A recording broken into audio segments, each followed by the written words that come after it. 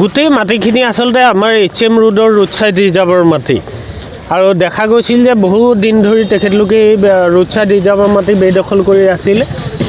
যদিও road side ৰিজাৰ্ভৰ বাবে উচ্ছেদ কৰাৰ বাবে আমি কোনো সময়সীমা দিব নালাগে, তথাপিও আমি 24 ঘণ্টা সময় দিছিলোঁ আৰু এই 24 ঘণ্টা সময়ৰ ভিতৰত আপোনালোকে দেখা পাইছে যে তেখেতলোকে নিজৰ ফালৰ পৰাই যিখিনি অবৈধ বেদখলকাৰী আছিলে তেখেতলোকে নিজৰ দোকান পোহাৰবিলাক উঠাই নিছে। অৱশিষ্ট যদি কিবা থাকি যায় তেতিয়াহ'লে আমাৰ ইয়াত JCB আছে, পুলিচৰ প্ৰশাসন আছে। আমি এই গোটেই বেদখল কৰা ভূমি সম্পূৰ্ণৰূপে উচ্ছেদ কৰিম। আচলতে HM ৰোডটো যিহেতু আপোনালোকে জানে যে আমাৰ সন্মানীয় কেবিনেটৰ অনুমোদন ইতিমধ্যে লাভ কৰিছে। হাটচিঙিমাৰীৰ পৰা জঞ্জনীলৈ এই সুদীৰ্ঘ যিটো ৰাস্তাত য'ত যিমান বেদখলকাৰী কবলত আছে ৰোড ছাইডৰ ৰিজাৰ্ভৰ মাটি পৰ্যায়ক্ৰমে সেই সকলোখিনি আপোনালোকে দেখা পাব। অনাগত দিনত আমি সম্পূৰ্ণৰূপে বেদখল মুক্ত কৰিম।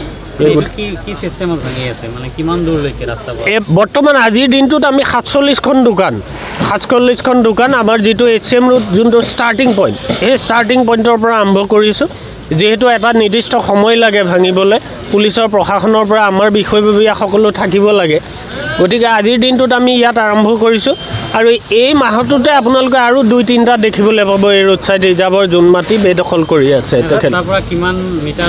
আমাৰ ৰাস্তাৰ মিডল পইণ্টৰ পৰা বোথ ছাইডত 99 ফুটকৈ আছে, যিহেতু ৰোডৰ বাবে ৰিজাৰ্ভ কৰি ৰখা হৈছে।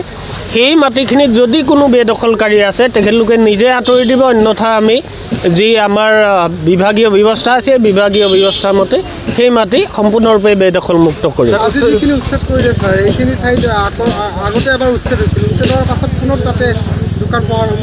যিহেতু এতিয়া কঠোৰ হৈছে জিলা প্ৰশাসন আৰু কঠোৰ হোৱাৰ বাবেই পূৰ্বতে যদিও উচ্ছেদ কৰাৰ পিছত তেখেতলোকে পুনৰ উচ্ছেদ কৰিছে, পুনৰ বেদখল কৰিছে। সেইবিলাক আমি ইতিমধ্যে আজিৰ দিনটোত আপোনালোকে দেখা পাইছে উচ্ছেদ কৰিছোঁ আৰু ভৱিষ্যত দিনত যদি তেখেতলোকে কিবা কাৰণত উচ্ছেদিত মাটিত পুনৰ বেদখল কৰে তেতিয়াহ'লে কোনো নটিচ বা জাননী নিদিয়াকৈ তেওঁলোকক উচ্ছেদ কৰি দিয়া হ'ব।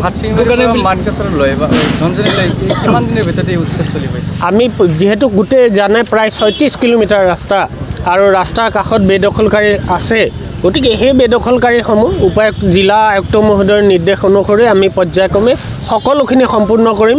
কাৰণ কেবিনেটৰ অনুমোদন যিহেতু লাভ কৰিছে ৰাস্তাটো হ'ব হাটচিঙিমাৰী ৰাইজৰ বাবে, গতিকে এই ৰাস্তাটো যিহেতু বনোৱা হ'ব, যদি বেদখল থাকে নিশ্চয়কৈ ৰাস্তাটো সম্পূৰ্ণ নহ'ব। আৰু এটা প্ৰশ্ন, দোকানীসকলৰ পৰা এটা অভিযোগ আহিছে যে মেঘালয়ৰ নাম লৈ কিছুমান দোকান চলা নাই তিনিআলি বজাৰত, এইটো কেনেকুৱা? সৰজমিন তদন্ত কৰা হ'ব, জোখমাখ কৰা হ'ব। তাত যদি আমাৰ অসমৰ মাটি, আমি মেঘালয়ৰ মাটিৰ বিষয়ে কোনো মন্তব্য দিব নোৱাৰোঁ। যদি অসমৰ মাটিত তেনেকুৱা অবৈধ বেদখলকাৰী আছে নিশ্চিতভাৱে তেখেতলোকক উচ্ছেদ কৰা হ'ব। দোকানীবিলাকৰ কোনো ব্যৱস্থা ল'বনে? যিসকল দোকানীয়ে আমাৰ বিভাগীয় নীতি নিয়ম অনুসৰি যদি তেখেতলোকে পুনৰ সংস্থাপনৰ বাবে আবেদন কৰে, জিলা আয়ুক্ত মহোদয়ৰ নিৰ্দেশ মৰ্মে যদি আমাৰ এভেইলেবল থাকে নিশ্চিতভাৱে তেখেতলোকৰ সংস্থাপনৰ ব্যৱস্থা জিলা আয়ুক্ত মহোদয়ে কৰাৰ ব্যৱস্থা কৰিব। মোৰ নাম হামিদুৰ ৰহমান। আমাৰ দাবী মানে আমিতো ইয়াতে প্ৰায় 15-20 বছৰ ধৰি বিজনেছ কৰি আছোঁ, দোকানপাট কৰি আছোঁ। তো নিজা ঘৰ নহয়, এইবিলাক ভাড়া ঘৰত আমি কৰি আছোঁ। তো ভাড়া ঘৰৰ মালিকবিলাক মানে আমাৰ পৰা মানে এডভান্স লয় আৰু মাহিলীত 3,000, 4,000, 5,000 এনেকৈ টকা ভাড়া লয় মাহিলী। তো যি কি নহওক আমি 15-20 বছৰ ধৰি এইখিনি ভাড়া দি আমি দোকানপাট কৰি আছোঁ। যোৱা 22/12/2023 আমি চৰকাৰৰ পৰা এটা নটিচ পাইছোঁ যে এইবিলাক বেদখল মুক্ত ঘৰবিলাক আমাক এৰি দিব লাগে। তো আমি এইবিলাক এৰি দিছোঁ। এৰি দি কিনি আমাৰ যিবিলাক মানুহ আছে ইয়াতে গোটেইখিনি দুখীয়া মানুহ, বিজনেছ কৰা মানুহ, নদী ভঙা মানুহ, এইবিলাক বিজনেছ কৰি আমালোকে মানে পৰিয়াল পোহপালন দি আছে আৰু কি। কোনোবাই তাৰ বুঢ়া মা দেউতা এওঁলোকে পালে, ল'ৰা ছোৱালী এনেকুৱা পালি আছে। যিহেতু আমাক আজি দোকানবিলাক এৰি দিলে, ভাঙি দিলে চৰকাৰে, আমি চৰকাৰক মানে যিহেতু খাচ মাটি দিটো এইটোতো এৰি দিব লাগিব আমাক।